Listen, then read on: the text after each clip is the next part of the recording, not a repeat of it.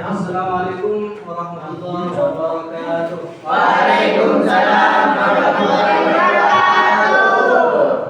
Bagaimana kabarnya hari ini? Alhamdulillah, luar biasa. Allahu Akbar. Ya. Sebelum kita mulai pelajaran, alangkah baiknya kita berdoa dulu. Silakan Pak Hari untuk dipimpin. Siap. Wahid Isnin Salasa.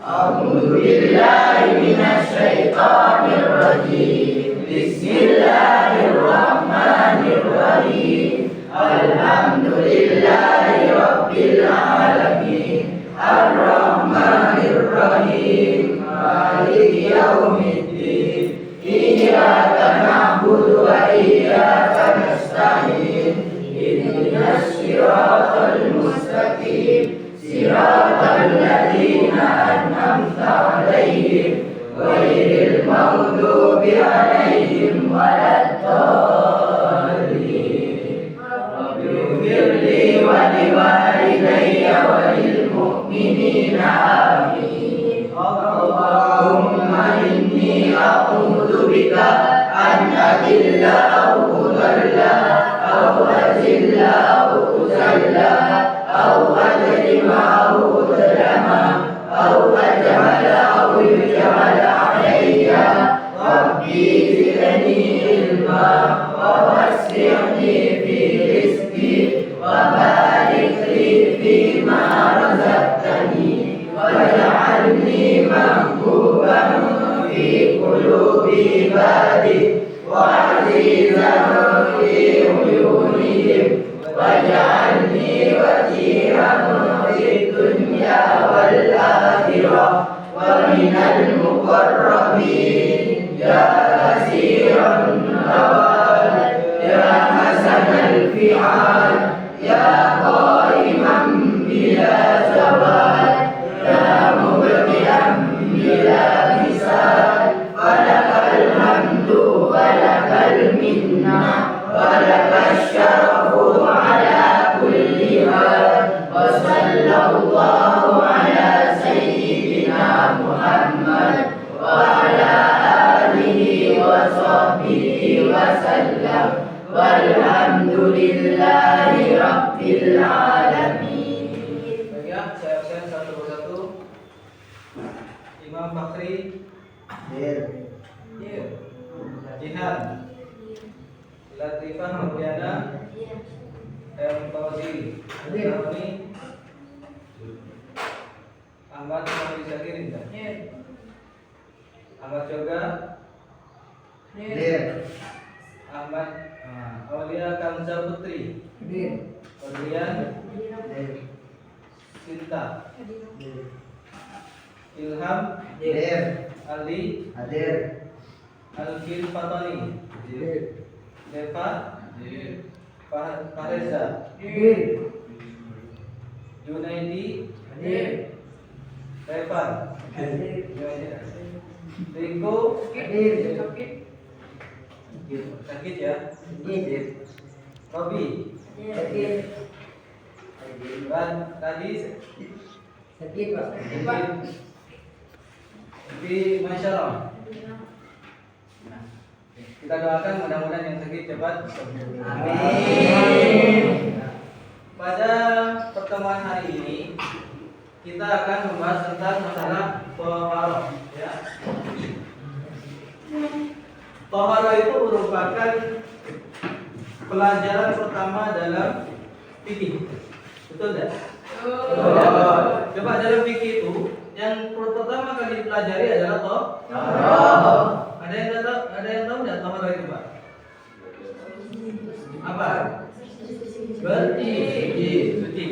Ya, baik ya.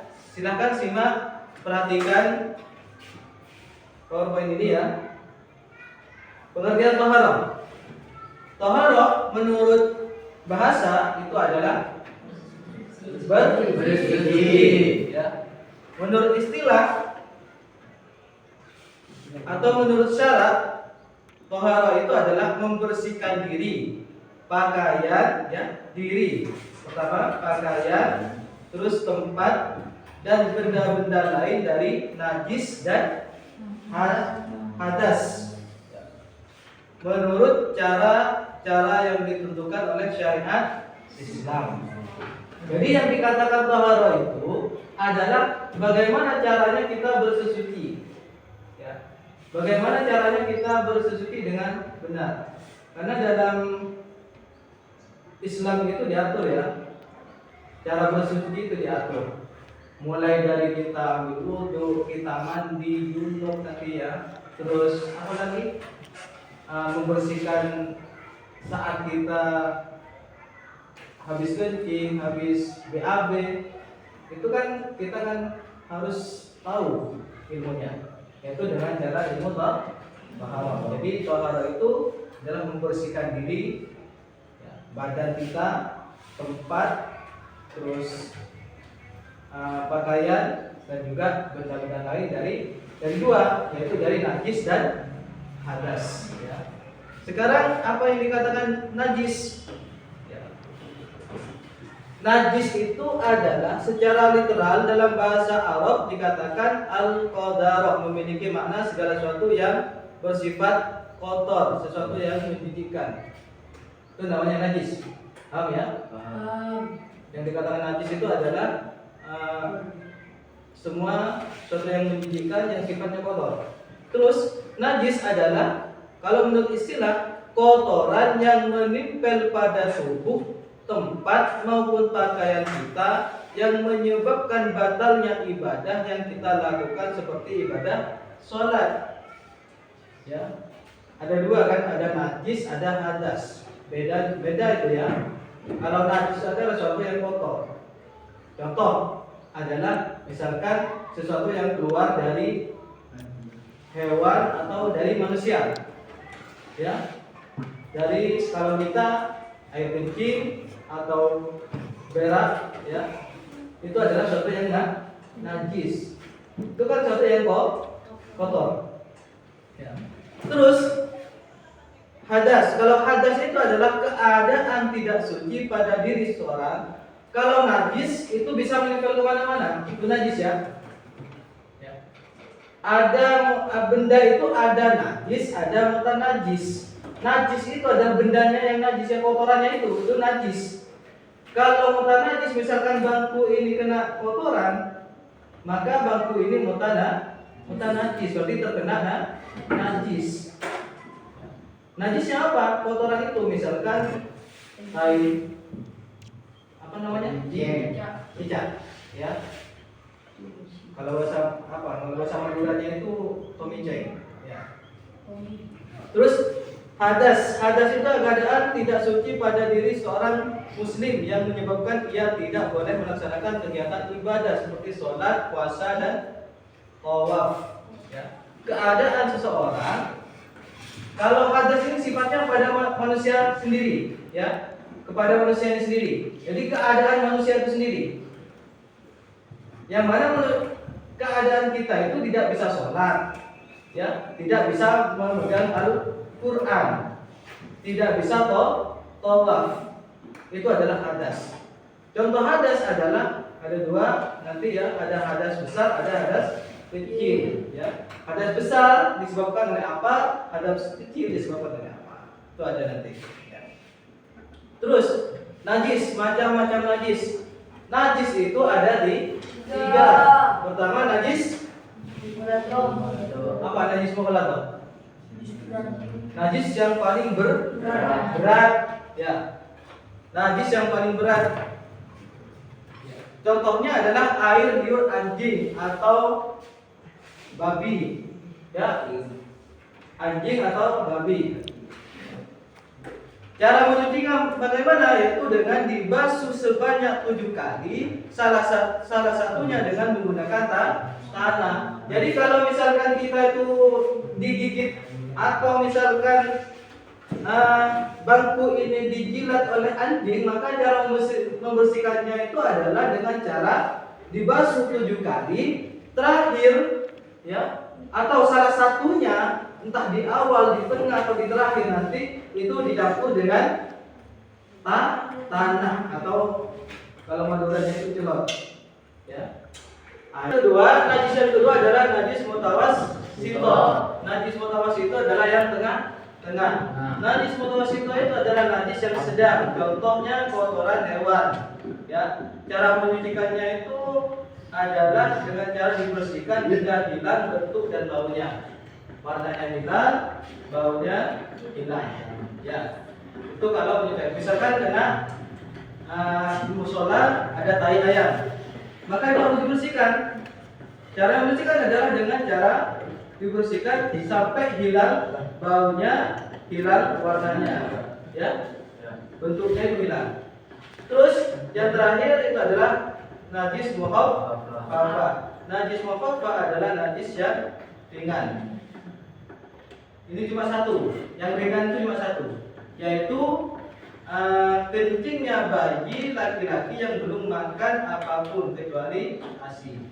Jadi bayi yang kecil yang masih berumur di bawah 2 tahun yang belum makan apapun, belum diberi sun, belum dikasih nasi, ya, atau yang lainnya, cuma minum air susu ibu, maka ketika itu kencing, maka kencingnya itu termasuk najis yang ringan, ya. Termasuk najis yang ringan, maka cukup diciprat air, ya, cukup dikasih air. Nah, ambil air sedikit, kasihkan, istilahnya cipratkan, ya. Terus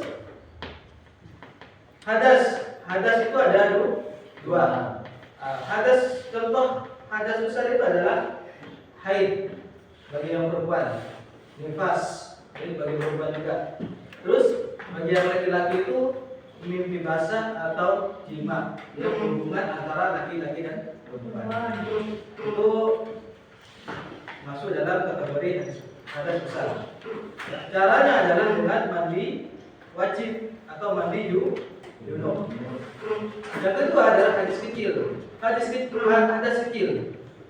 kecil itu adalah hadas yang disebabkan karena batalnya wudu. Ya, apaan? Yang batal wudu? Ada yang tahu batal wudu? Pertama, ayo apa? Keluarnya sesuatu dari tubuh dan dubur kecuali air mani. Paham ya? Itu yang kedua. Yang kedua adalah hilangnya akal. Bisa disebabkan oleh tidur, ya, atau yang lainnya. Terus yang ketiga, bersentuhnya antara laki-laki yang sudah besar yang bukan muhrim. Tahu muhrim? Apa muhrim? Muhrim itu adalah orang yang haram dinikahi. Siapa saja muhrim kita? Ada yang tahu? Bapak ke atas, ibu ke atas, mbak sampai ke buyut, itu muhrim.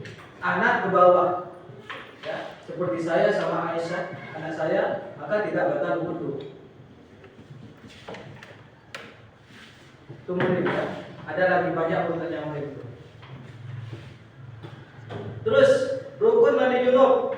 Rukunnya itu ada dua. Yang pertama niat, yang kedua membasuh atau meratakan air ke seluruh tubuh. Jadi rukunnya mandi junub itu ada dua, yaitu yaitu pertama niat, yang kedua meratakan air ke seluruh tubuh, ya. Terutama ini daerah daerah kepala ini harus di sela-sela. Kalau punya jenggotnya harus di sela-sela, ya. Tuh. Terus rukun bukan mandi wudu, ya, tapi rukun wudu itu. Rukun wudu ada 6, ya. Salah tulis. Dia niat, yang pertama adalah niat, yang kedua membasuh muka, yang ketiga membasuh tangan sampai ke siku. Terus yang keempat membasuh sebagian kepala, 5 membasuh kaki sampai mata kaki, 6 tertib. Terus macam-macam air suci, ya. Pertama ada air yang kemarin yang sampai ditanyakan kita teman-teman, yaitu air suci dan mensucikan, ya kan kemarin. Apa saja air suci mensucikan? Itu air yang dan air tersebut suci dan bisa digunakan untuk bersuci. Adapun contohnya air hujan. Air hujan itu suci mensucikan. Terus air laut. Terus air sungai. Terus air mata air, ya, sumber. Dan air salju dan air dari hasil hujan es. Ada air masam mas, ini yang kita lihat kemarin ya. Apa air masam mas? Di situ. Air yang dipanaskan di bawah terik matahari dengan menggunakan wadah yang terbuat dari logam selain emas dan perak seperti besi atau tembaga. Kalau air yang dipanaskan dalam wadah itu, wadah yang terbuat dari logam itu, maka itu akan mengandung penyakit. Kecuali wadahnya itu terbuat dari emas dan perak, maka tidak akan mengandung penyakit. Terus yang ketiga, air suci namun tidak mensucikan. Ya. Kalau air musafas ini makruh hukumnya ya. Kemarin tanya kan, hukumnya adalah makruh. Tapi kalau air suci namun tidak mensucikan, itu tidak bisa dibuat untuk mensucikan ya. Apa saja? Air mustakmal yang air telah digunakan. Paham air mustakmal? Air mustakmal itu kalau itu adalah sisa atau air yang digunakan di saat kita melakukan hal yang wajib. Contoh, basuhan pertama wudhu itu jatuhnya air itu air mustakmal. Terus yang kedua air mutaghayyir, air yang berubah. Mutaghayyir itu berubah ya, berubah. Air yang telah mengalami perubahan artinya air tersebut misalnya suci tapi tidak mutlak lagi. Contoh, air kopi. Kopi berubah enggak? Berubah. Halo. Berubah ya? Ketika kopi, kalau air yang suci mensucikan atau air mutlak ini, ketika ditaruh dimanapun dia akan mengikuti tempatnya. Contoh, air sungai ditaruh di gelas maka menjadi air gelas, atau air sumber ketika ditaruh di gelas maka menjadi air gelas. Ketika ditaruh di galon maka menjadi air galon. Itu namanya air mutlak. Tapi kalau air kopi, air susu, air teh ditaruh dimanapun akan tetap berubah, tidak akan berubah, tetap kopi. Terus ada air najis, air yang terkena najis. Baik. Kalau paham, sekarang saya ingin membentuk yang perempuan silakan perempuan berkumpul jadi satu di sana. Ya. Yang perempuan jadi satu kelompok. Yang laki-laki ini jadi dua kelompok. Atau jadi satu kelompok saja. Ya, antara laki-laki jadi satu kelompok silakan berkumpul dengan temannya, yang perempuan silakan berkumpul dengan temannya. Silakan. Ya.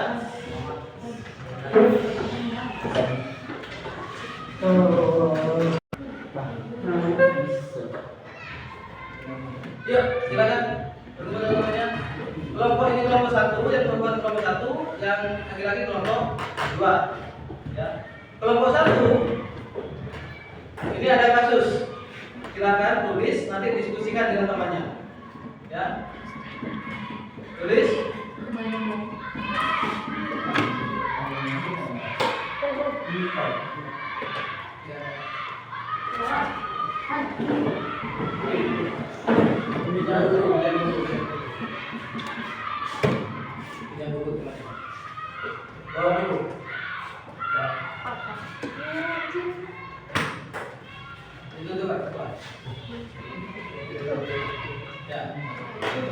Kelompok satu, kasusnya adalah silakan seekor anjing milik tetangga masuk ke teras ulana dan menjilat piring makan. Ibunya hanya mencucinya dengan sabun biasa sekali bilas. Pertanyaan diskusinya adalah bagaimana cara yang benar untuk mencuci najis hubungan Allah?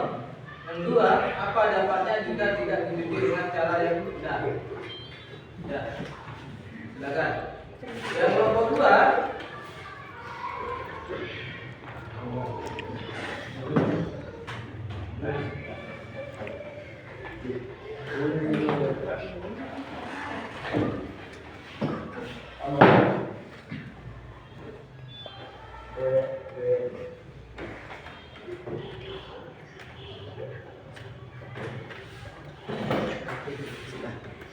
Yang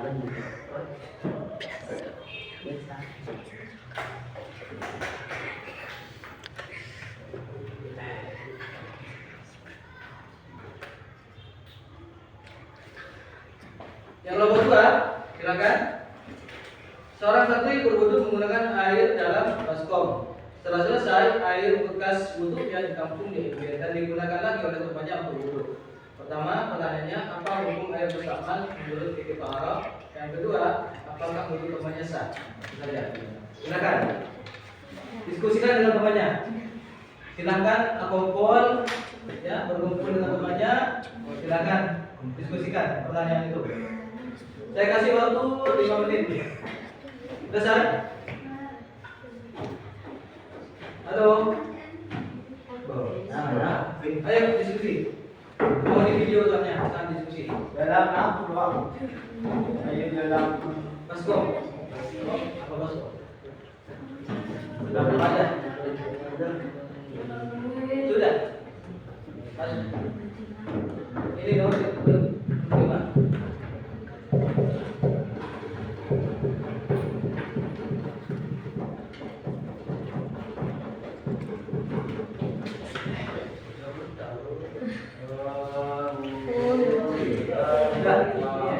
Sudah?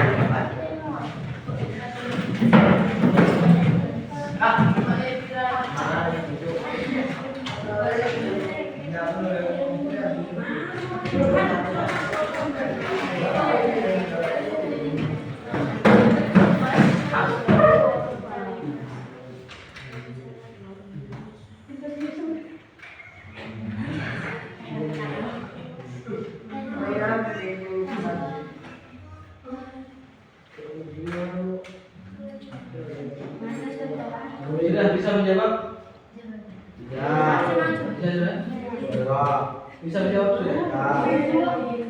Selesai? Yang terdepan nomor 1 selesai? Nomor 2 selesai? Soal?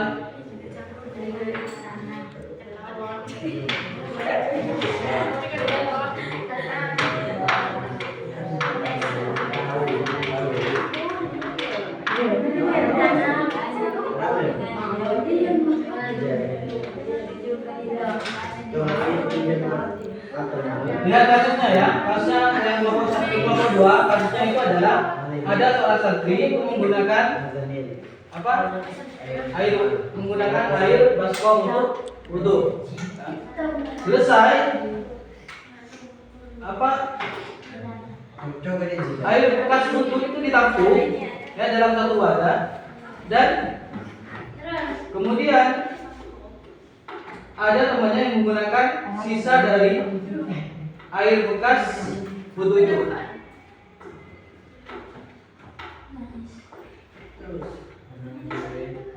Pertanyaannya, apakah hukum air mustaqbal menurut fikih taharah? Yang kedua, apakah wudu temannya sah? Yang nomor 1, kasusnya, perhatikan kasusnya.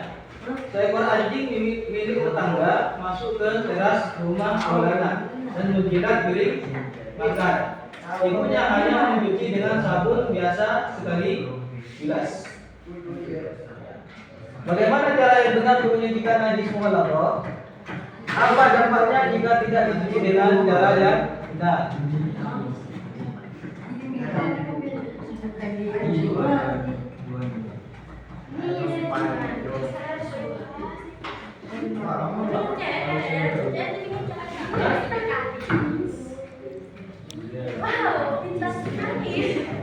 Nggak usah.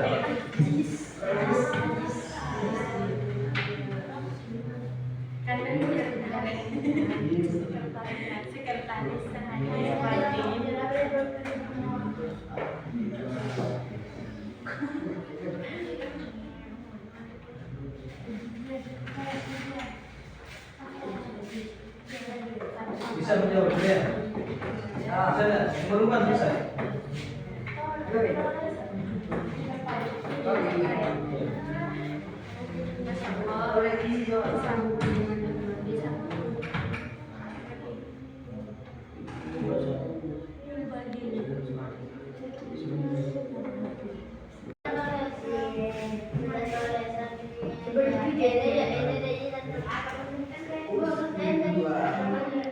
Baik ya? Silakan kalian sudah selesai. Silakan kalian tuh maju satu. Kelompok satu silakan. Ayo kelompok satu.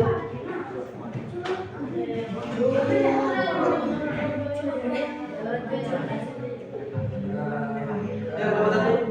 Kelompok dua.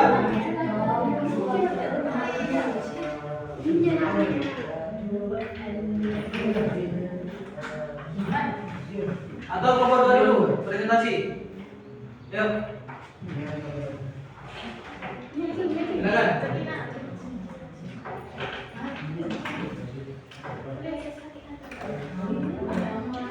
Silakan berdiri di situ saja sudah. Berdiri di situ saja sudah. Yuk, kelompok satu. Nah, kelompok dua dulu.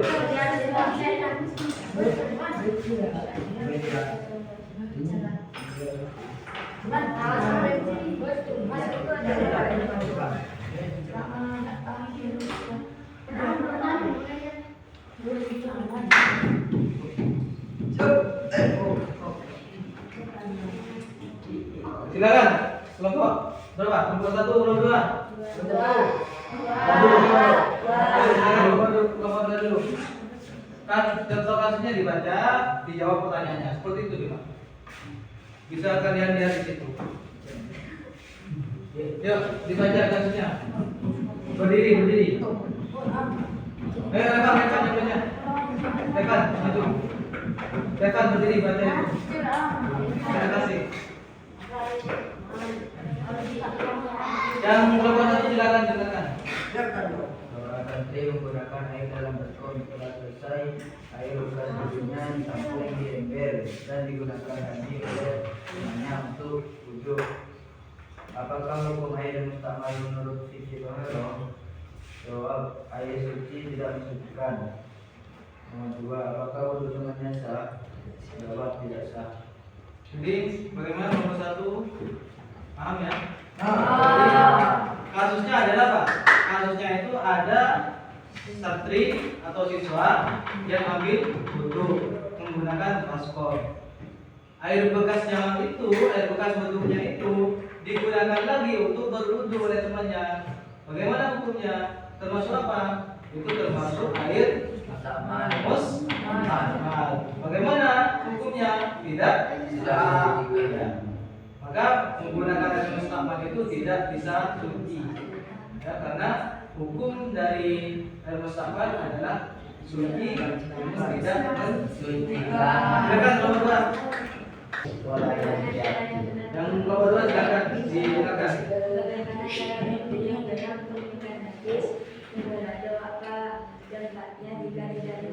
Disucikan dengan benar.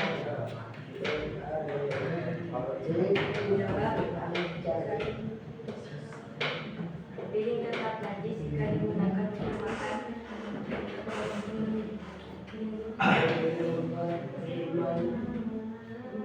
Menajiskan makanan.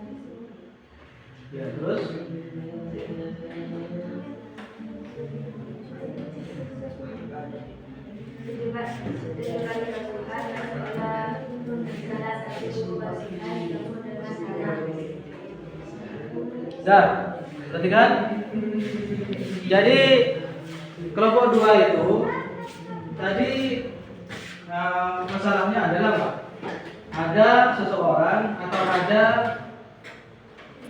piring yang dijilat anjing. Ya, ada piring dijilat anjing. Nah, anjing itu termasuk apa?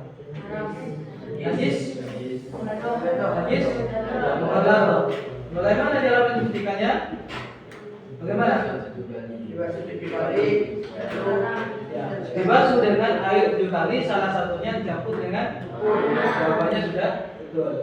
Terus yang kedua, apa akibatnya kalau piring itu tidak disucikan dengan cara syariat?